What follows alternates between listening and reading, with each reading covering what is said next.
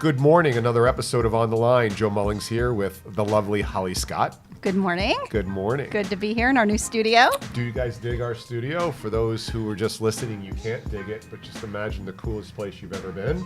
That's where we're sitting right now. That is so true. Right. Do you know how long it took me to put those bricks up? I know. I talked to you, 5 a.m. on Saturday you started? Or right. were you halfway through it by then? Right. And I made the mortar myself and the set and everything. Yeah, so yeah. This is our Renaissance new man. studio. So we're sort of demoing this shot today and some others tomorrow. Mm-hmm. And then Icky made sure to mention that he's got the HMI light outside there. Yeah. Yeah, so that gives you that shadow over there. Exactly. Gorgeous. So our crack crew at the agency, big props to everybody for Yeah. making this magical set. So thanks for that.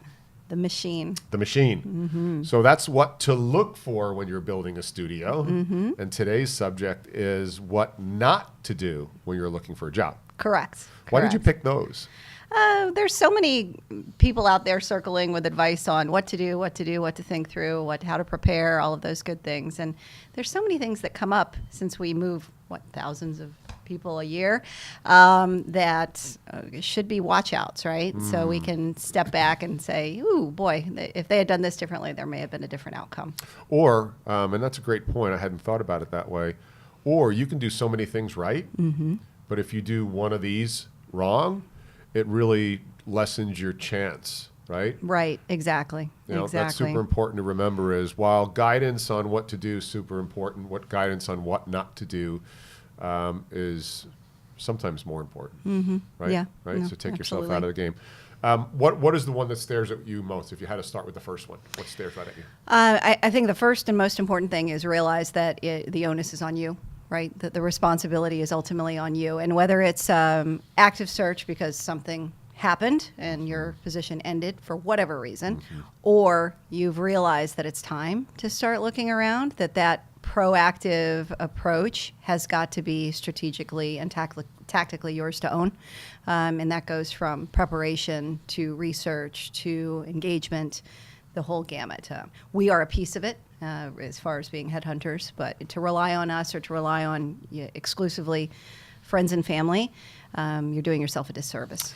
Yeah, and what I would prescribe is you never get a chance to buy life insurance the moment before you need it.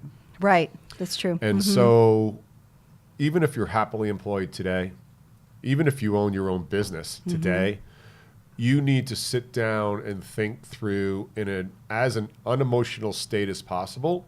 What would be your plan if over the next 30 days you lost your job? Right, exactly. What would your moves be? Because at that point, you're not necessarily jumping on something emotionally or in desperation. Right. So you need to make that list of, we talk about 30 companies all the time. We talk about picking that one area of the country that even though you don't think you would relocate, if you had to relocate, you'd go to. But doing that all early when you don't need it allows you, one, to deploy it immediately. Right.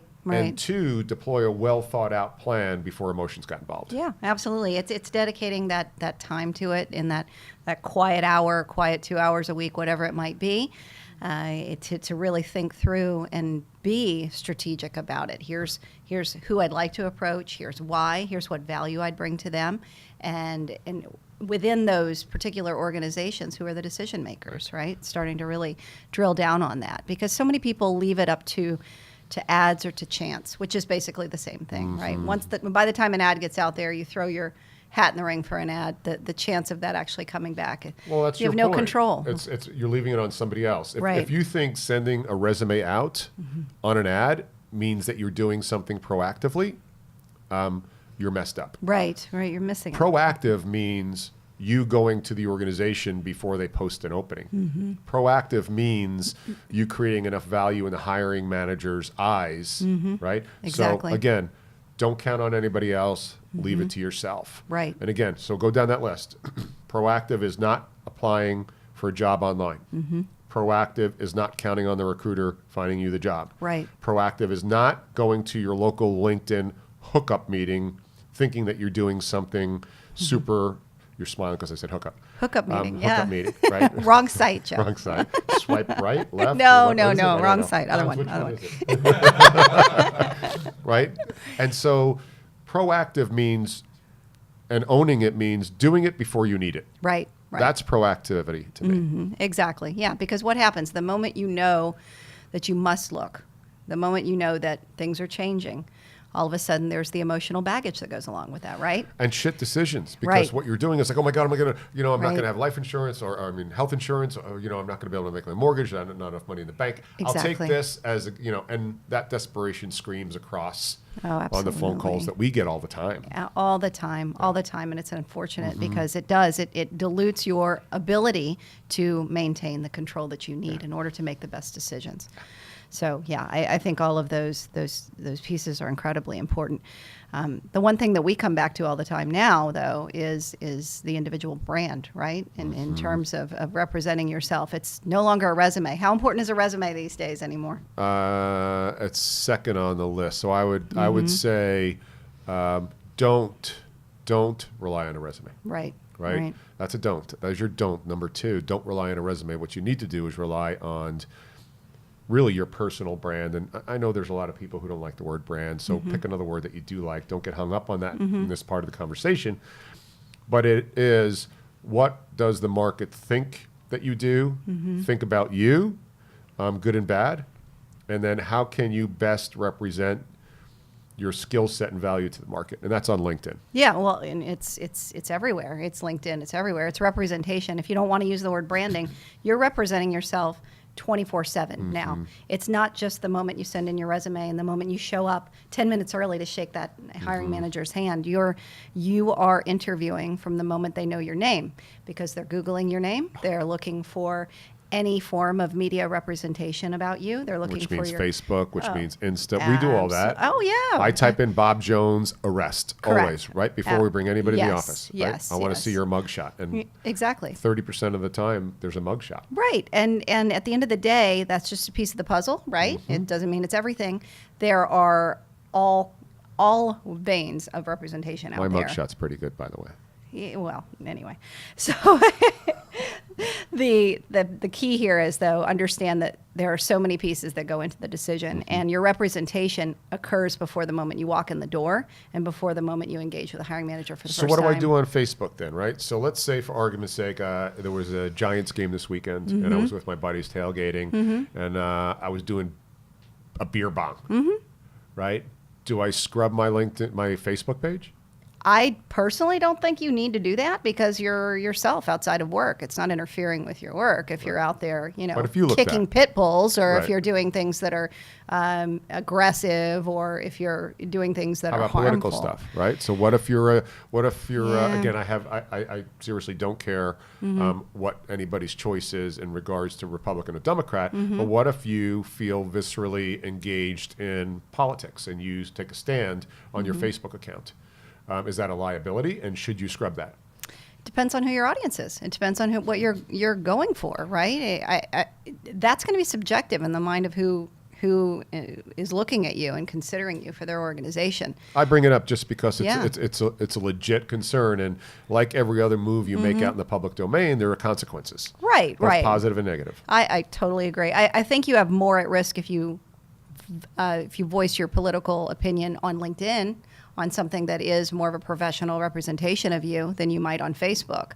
But you're putting your head in the sand if you believe that that's not going to be taken into consideration at all. It's the same thing as the old school resume when you put on the bottom that you were part of XYZ church or part of XYZ organization that may have been interpretive, right? So it's I wouldn't counsel not to do those things, because they are you. And I also am a big believer in remaining authentic, because you don't want to sell a bill of goods in interview process and be something that you're not, and then get in there and feel compelled to be in that box for the rest of your life.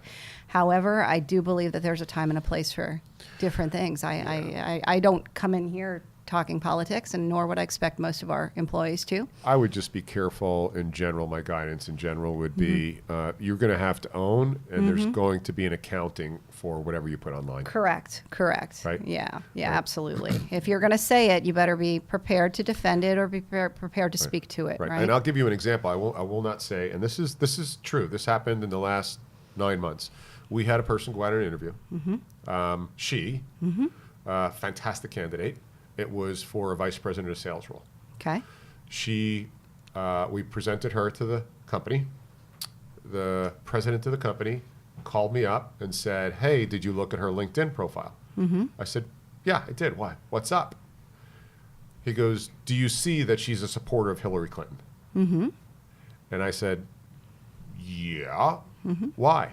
He goes, "Well, that bothers me." It's true on my kids. And I said, "I don't know how to answer that." Right? I don't have an answer for that. And whether he's right or wrong, right? It just, and I know people in here are going, "Oh my God, I wouldn't want to go to work for that company anyway." Please take this just as an example, an obscene example of you are going to have to own everything you put on your brand out in the public domain. Insta, Facebook, Snapchat, LinkedIn. So just be careful around that. Oh, yeah. Right? We all have these great opinions. I purposely try not to discuss politics. Me too. I would also give guidance to that. Right. It's going to cost you. Yeah, well, there's no real right or wrong, scenario there, but I can tell you, I know very little about my clients' opinions on politics or religion, the ones that I've done lifelong business with, and it works wonderfully that way. Right, I know their kids, I know their family, I know the being things that are human, real. how we know people who have online very strong opinions on guns. Oh, You and yeah. I, right? Sure. Personally, no. Strong opinions on political stuff. Right. Personally, no. It totally skews. Oh, yes. Okay, so Yes. I'm just saying, let's keeping it real as always. It's real. It's real, absolutely. You just are going to have to account for that You have to own it. at your weakest moment, right? So you can have pimp hand when everything's good. Right, You can, right. And it's funny when people do that tuck, right? Online Right. is I'm tough until I need something and I have Yes. to be able to answer for all the smack I was talking behind me. Well, that's right? it. That's so just it. keeping it real, right? Yeah, I'm exactly. not going to be like, well, no, you're gonna have to pay. You're going to have to own it. You're going to have to own it, and it may not be a positive outcome. They're very Oh, it's not going to be. yeah.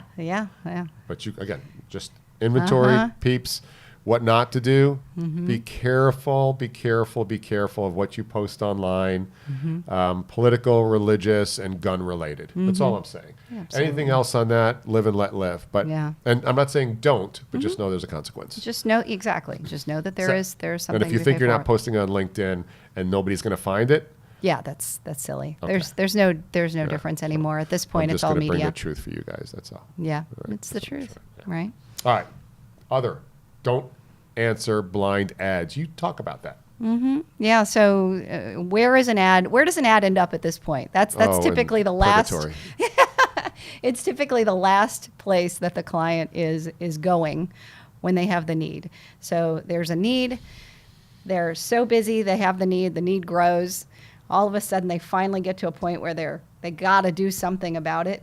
By the time an ad's out there, there's typically traction, right? There's all kinds of activity. And HR around the role. is overworked, under-resourced. That's I right. will tell you, this is the truth. When HR puts an ad out there, they get to the resumes a majority of the time a couple weeks downrange. By the time they make it across Yes. the hiring manager's desk, it's a couple weeks. Right, but and it's been weeks before they even got the posting out. Yeah. Right. So there's so many opportunities for you, the individual that's considering a move now, to more proactively approach the hiring manager.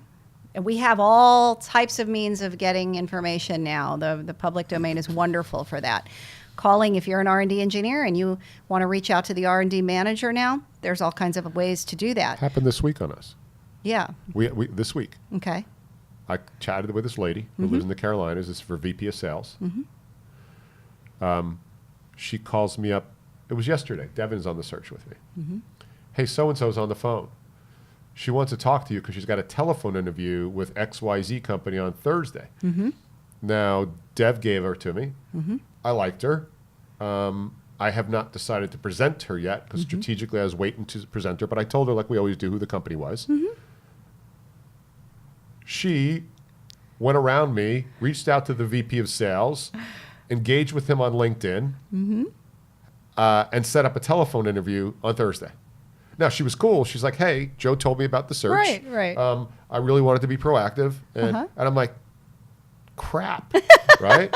But that's your point. The point is she heard about it from me. Yeah.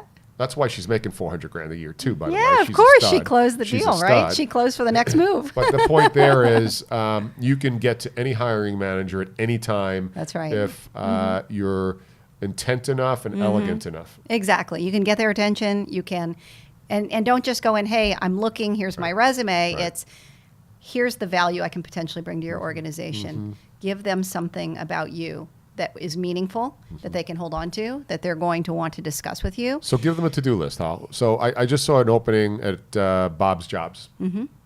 And I don't want to send, I listened to Holly today and Joe, and I don't want to send my resume in. What are my moves? So if I'm looking at this ad for Bob's Jobs, I would first really reverse engineer and find out who the hiring manager is, who the person. How would I do that? I would go to LinkedIn first because that's where the party's at, right? I would look for the manager of that particular function. If it's not obvious, I may look for someone close, and I would reach out first via an email, and then I would reach out via a personal call, an in-mail if you have that. If you don't, you can easily get emails too. There's no reason not to call the company and ask for an email address for that person. And what would your message say, and what would the subject line of that message on the in-mail say, giving us some specific direction? So the subject line would be R&D. I'm just going with R&D based on that. R&D opportunity mentioned online. I have a background in X, Y, and Z. Something that's going to get their attention. It's hard without going real specific. Is the subject line important? The subject line's important because that's what's going to catch their attention. So it's something very pertinent to the role. Let's just say it's a catheter spot or an implantable pacemaker spot or something class 3 implant spot. Hey, class 3 implant engineer interested in chatting with you. Something along those lines. Something that's going to get them to open it. Exactly. Get them to open it. And then it's, look, I'm confidentially considering opportunities, interested in your organization because X, Y, and Z. I think I can add this value because of X, Y, and Z. Love to have opportunity to chat with you. So that's a tactical move. Again, getting tactical for our audience. That's a great move. And would you stop there, or would you go up one and down one on the org chart? I would go up one and down one, but I would also make sure I kept my plan. One thing that people get lost on is not tracking where they've been on a search. Stepping back, you need a map. Just like any other plan, you need a real finely tuned plan. You mentioned briefly the 30 companies. So you have the 30 companies. Now you want the 60 people in that company, in those companies that you approached. You want the date of which you sent an email. You want a column that says, did they respond, yes or no? Did you call them as a follow-up? You want to get real deep on how you track that. The last thing you want to do is start duplicating efforts or getting lost in your own plan. Yeah, and when I say up one and down one, I mean functionally in the org chart, if it looks like the position reports into a manager, you should also send your in-mail and subject line dart to the VP. Sure. So you always want to go at the position and then one above the position. Yeah. And additionally, I probably would say toss one to HR as well. Because again, HR under-resourced, overworked a lot of times. Yes. And the in-mail to HR will likely get viewed before the app for the online job application. That's no question. Right? I'd bet Right? $100,000 right now that is the case, that That's they right. will get those emails That's first. right. So don't blindly answer ads. Go directly to the individual. And then when the hiring manager in turn says, hey, I'm interested in this person, that is when the action starts happening. Yeah. From HR, from everywhere else. Right. Once they know that you're an asset, they want to at least investigate. Exactly. Okay. Exactly. And so we talked about not allowing others to do the hard work. Anything you want to add on top of that? Look, we are here because we've been doing this for decades, and we are good at what we do, no question. And we always want to be an asset for you. We want to build a relationship with you long term. However, if I could place every single person who reached out to me, I would, but it's not going to happen. So we're one piece of the puzzle. Yeah. And we just want to make sure that individuals remember that we're here for you. We'll do everything we can, yet it is your onus. It is your responsibility. Yeah. It's like going to a doctor anymore, really. You know, you go to a doctor and you hear what the physician says, the old days of, okay, he's follow. He's Yeah. the guy, let's blindly follow. Heal thyself. No, it's heal thyself, and it's take into account all your individual research. It's take into account multiple opinions of people that you consider subject matter experts, and then it's create your own plan. Yeah, and it's never been easier to find a specific function or person. Right. It's never been easier to get a hold of them through email, voicemail, live, Yes. and even snail mail. I got a couple letters recently, resumes this week on follow-up of high-level execs, but they also had sent in mails and emails. Yeah. And it was good. 2 of the resumes are sitting on my desk, and I have calls scheduled. And, you know, finally, do all this thought work and emotional sort of gyrations before you need it. Yeah. Right? Stay ahead of it, right? So things not to do is don't wait until the shit hits the fan. Yeah. Yeah. Right? Plan beforehand so you've worked through that scenario. And again, don't panic.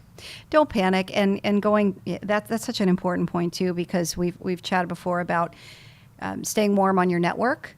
Give yourself, even if it's at minimum an hour a month, an hour every 2 weeks, whatever it might be, to think ahead, to think about what ifs, right, and where you're going, and stay close to your network, stay close to your connections, stay close to the technologies that are of interest to you. And what Holly means by staying close and networking is to actively give. Yes. Right? Yes. So we believe networking is giving. Networking is not asking. Right. So the TMG mantra is when you network, it's giving.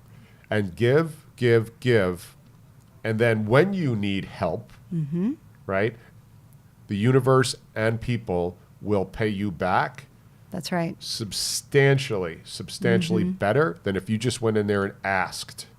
Yes. Right?